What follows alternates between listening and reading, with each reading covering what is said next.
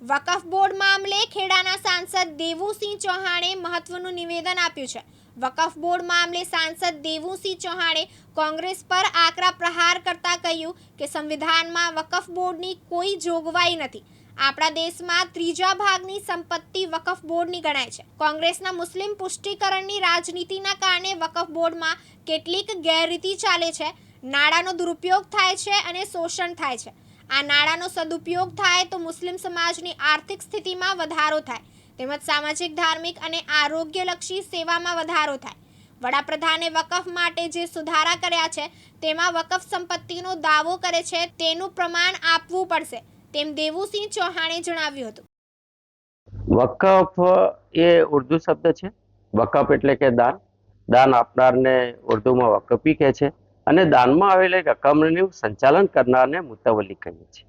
દેશમાં વર્ષોથી ચાલતી આવતી આ દાનની પ્રક્રિયા દરેક સમાજમાં હોય છે, પરંતુ વકફમાં આવેલી વકફની દાનની રકમનું યોગ્ય સંચાલન નહીં થવાની અનેક ફરિયાદ આ દેશમાં ખૂબ લાંબા સમયથી છે। આપણે જાણીએ છીએ કે દેશમાં કોંગ્રેસના મુસ્લિમ તુષ્ટિકરણની રાજનીતિના કારણે વકફ બોર્ડમાં જે પ્રકારે ગેરરીતિ ચાલે છે, કેટલાક મુઠ્ઠી પર લોકો વકફના આ નાણાંનું સંચાલન કરે છે, શોષણ કરે છે, ત્યારે ગરીબ મુસ્લિમોના જીવનમાં પરિવર્તન આવે, સાચા અર્થમાં વકફમાં દાનમાં આવેલી રકમમાંથી સામાજિક સંસ્થાઓ, સેવાની સંસ્થાઓ, આરોગ્યની સંસ્થાઓ, શૈક્ષણિક સંસ્થાઓ, આવી સંસ્થાઓનું નિર્માણ થાય અને મુસ્લિમ સમાજના જીવનમાં પરિવર્તન આવે।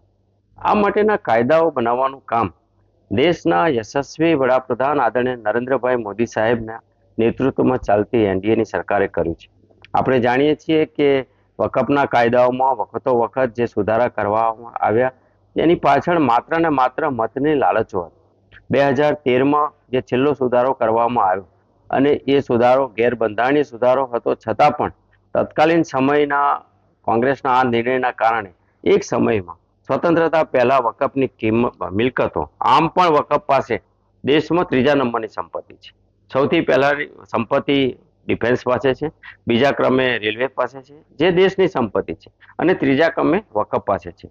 વકફ પાસે આવેલી સંપત્તિ જો 2013 પહેલા 13 લાખ કરોડ હતી અને આ સુધારો, એ જે સુધારો એવો સુધારો કે વકફ જે મિલકત ઉપર આંગળી મૂકે એ વકફની મિલકત થઈ જાય ત્યારે 21 લાખ કરોડની વધારાની નવી મિલકતો ઉમેરાય। એક રીતે આ દેશમાં જે ગેરબંધારણીય રીતે વકફના સુધારાઓ અને માત્ર ને માત્ર મતની લાલચોના કારણે વકફ માટે જે નાણાંની વ્યવસ્થા ઊભી થાય ગરીબ મુસલમાનો, એના બદલે સાચા અર્થમાં એનો ન્યાય અને એને દાનની રકમ જે લોકો વકફી છે, જે લોકો દાન આપે છે, એમની પાછળનો હેતુ બરાવે માટે આદરણીય મોદી સાહેબની સરકારે જે સુધારો કર્યો છે એમાં વકફ હવે પોતે જે મિલકત માટે દાવો કરે છે તો એને પ્રમાણ આપવું પડશે અને વકફનું એ પ્રમાણની ચકાસણી રેવન્યુ અધિકારી એટલે કે ડિસ્ટ્રિક્ટ કક્ષાએ કલેક્ટરની નોંધ અથવા કલેક્ટર સમક્ષ એમણે પોતાની પ્રમાણ આપવું પડશે। એક રીતે કહીએ તો ટ્રાન્સપરન્સી આવશે।